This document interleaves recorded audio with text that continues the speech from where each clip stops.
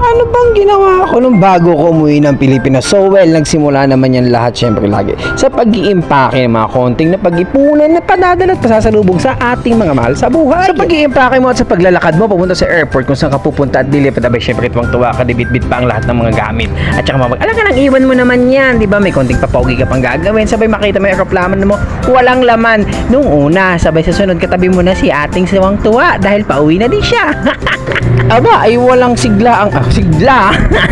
Wala naman talagang ibang sisidla lang iyong kalagayan pag alam mo pauwi ka na ng homeland mo. Ang iyong sinilangan kung saan ka lumaki at kung saan ka tuwanda at doon ka din tatanda. Ano daw? Parang ang gulo naman ng pagkasabi. But anyway, napadaan nga tayo sa Hong Kong. No? Ang ganda pala sa Hong Kong. Tapos, bago tayo pumunta ng Pilipinas kung saan napunta tayo PATX, ang napunta tayo sa Talisay natin kung saan ang ating bayan na. Ay, ang saya-saya. Siyempre, pasyal-pasyal muna tayo ni Mrs. Tinakasan namin yung mga bata. Ano pa man?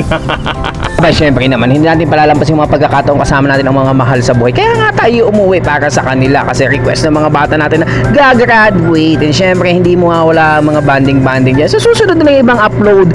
Ang masama lang, kumupas ang hiram na kulay ni Tropan Tupad. Ay, sunog! Abat lalong hindi natin palalampasin yung rason talaga kung bakit ko umuwi para umatin ang graduation ng mga anak ko from kinder to grade 10, syempre. Walang ibang saya, ganun talaga eh. Para sabi kahit nga short tayo sa lahat-lahat ng mahalaga, andyan ka.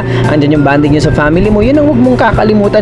Unahin mo lagi ang pamilya mo bago ang gym. Kaya syempre, tiis-tiis muna ulit. Aalis na naman ulit tayo kahit nga gusto na sumama ng baby boy ko kaso hindi ka kasi sa maleta. Tsaka, ay naku baby, baka umiyak ka lang dito pag wala ang iyong mama. At tsaka, uy, ang ribo ng ate Teya ko. Meron siya sa akin binigay na bracelet. Hindi ko nga lang masyado sinusot kasi bawal yun dito sa restaurant naman. So, see you again!